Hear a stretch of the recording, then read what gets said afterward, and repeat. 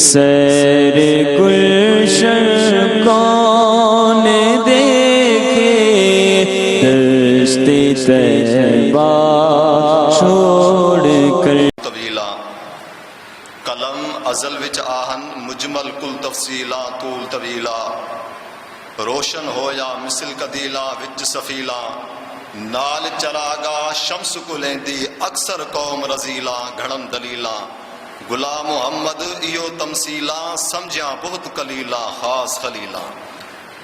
وَأَحْسَنُ مِنْكَ لَمْ تَرَ قَطُّ عَيْنِي وَأَجْمَلُ مِنْكَ لَمْ تَلِدِ النِّسَاءُ خُلِقْتَ مُبَرَّأً مِّن كُلِّ عَيْبٍ كَأَنَّكَ قَدْ خُلِقْتَ كَمَا تَشَاءُ۔ یہاں سے میں ایک قاعدہ بیان کر رہا ہوں خصوصاً علماء کرام کی جماعت کے لیے، کیونکہ وہی اس بات کو سمجھ سکتے ہیں کہ جب کل اسم نکرہ کے اوپر داخل ہوتا ہے تو اس کا معنی الگ ہو جاتا ہے، جب کل اسم معرفہ کے اوپر داخل ہوتا ہے تو اس کا معنی الگ ہو جاتا ہے۔ یہ قاعدہ کسی نحو کی چھوٹی موٹی کتاب میں نہیں لکھا، یہ ملا جامی میں بھی لکھا ہے، ہم الحوامے کے اندر بھی لکھا ہے، یہی قاعدہ شرح ابن عقیل کے اندر بھی لکھا ہے۔ پھر ملا جامی رحمۃ اللہ تعالیٰ علیہ کی کتاب کے اوپر جو عبد الغفور رحمۃ اللہ تعالیٰ علیہ نے جو حاشیہ لکھا اس نے بھی لکھا ہے۔ آپ تو انہوں نے ملا عبد الغفور سیالکوٹی رحمۃ اللہ تعالیٰ علیہ نے اس حاشیے کو مکمل نہیں کیا، آخر میں وفات فرما گئے تھے۔ پھر اسی حاشیے کو مکمل کیا تھا عبد الحکیم سیالکوٹی نے، اس نے بھی یہ بات لکھی ہے کہ کل جب اس میں نکرہ کے اوپر داخل ہوتا ہے تو اس کا معنی یہ ہوتا ہے کہ اس سے مراد ہوتا ہے پورا کا پورا استغراق۔ اگر یہی کل اس میں معرفہ کے اوپر داخل ہوتا ہے تو وہاں سے جنسیت مراد ہوتی ہے، تو پتہ چلا کہ مبرأ من کل عیب، کل کے بعد عیب یہ نکرہ ہے۔ اب یہ پتہ چلا کہ حضور علیہ السلام ہر عیب سے، کوئی ایک عیب نہیں، خاص عہد خارجیت کے طور پر کوئی ایک عیب نہیں، یہاں سے پتہ چلا کہ حضور علیہ السلام تمام عیب سے پاک ہیں۔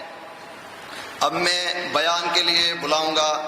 حافظ محمد یعقوب احمد، وہ آئیں اور اپنے پرجوش کتاب سے ہمارے دلوں کو منور فرمائے۔ نعروں سے استقبال کریں، نعرہ تکبیر،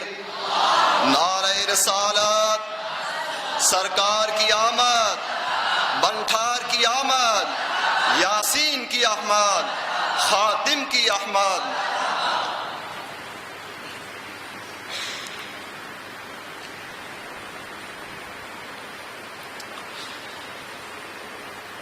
الحمد لله ذي المجد والثناء والعز والبقاء والرفعة والعلا والعظمة والكبرياء والصلاة والسلام على رسوله محمد المصطفى وإمام الأتقياء والأصفياء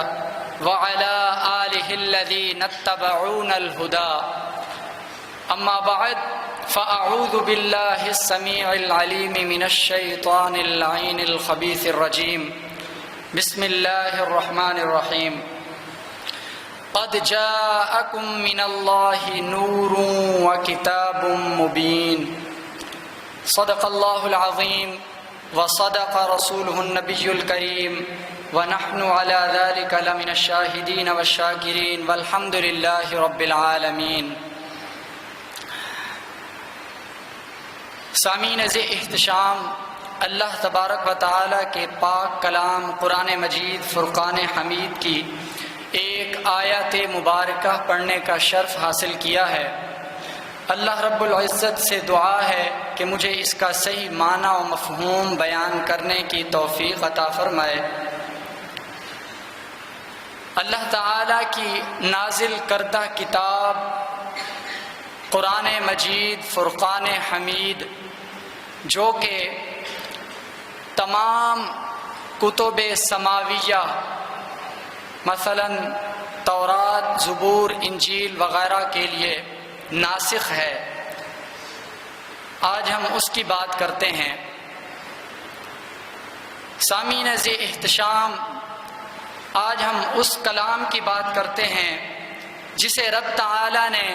ذالک الکتاب لا ریب فیہ کے لقب سے نوازا ہے۔ لفظ قرآن عربی زبان کا لفظ ہے،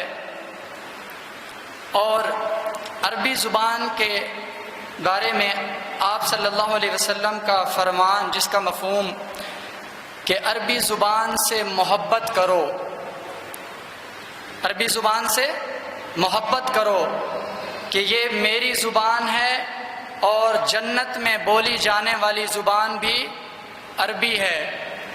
اور قرآن مجید کی زبان بھی عربی ہے، اس لیے عربی زبان سے محبت کرو۔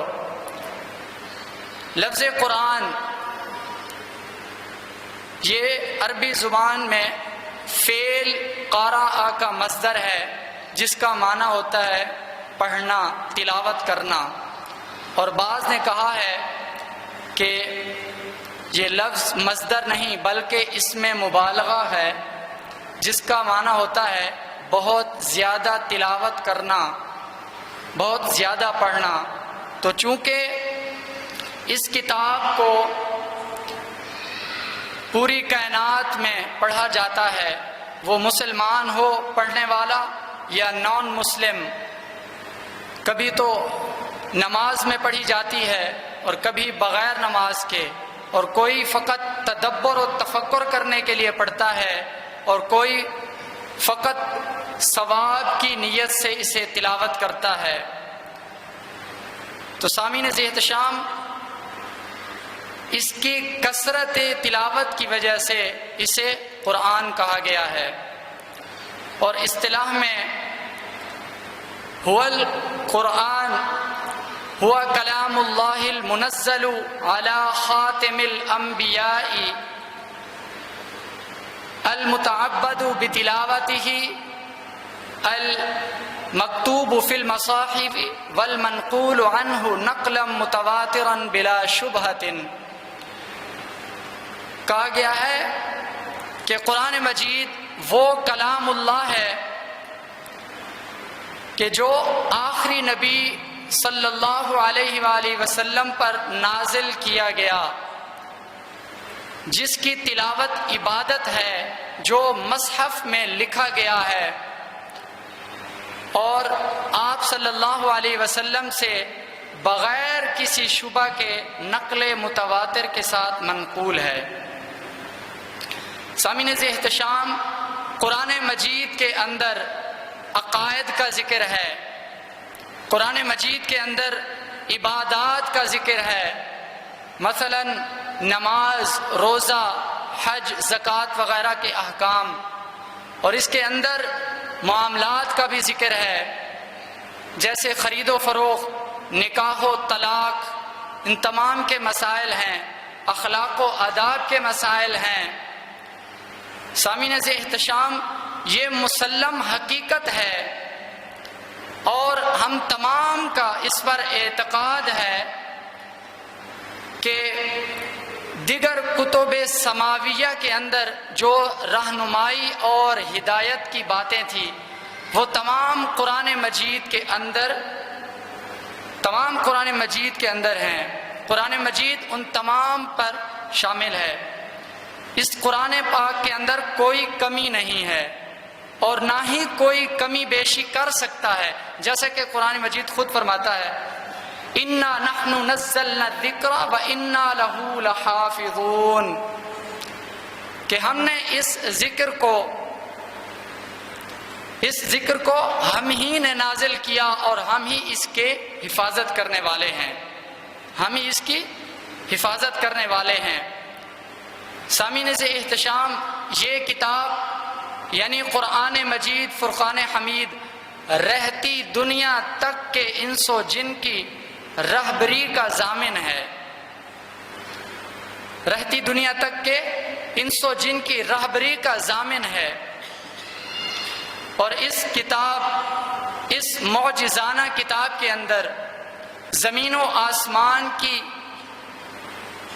آسمان کی تخلیق کی باتیں، انس و جن کی تخلیقی کیفیات کی باتیں،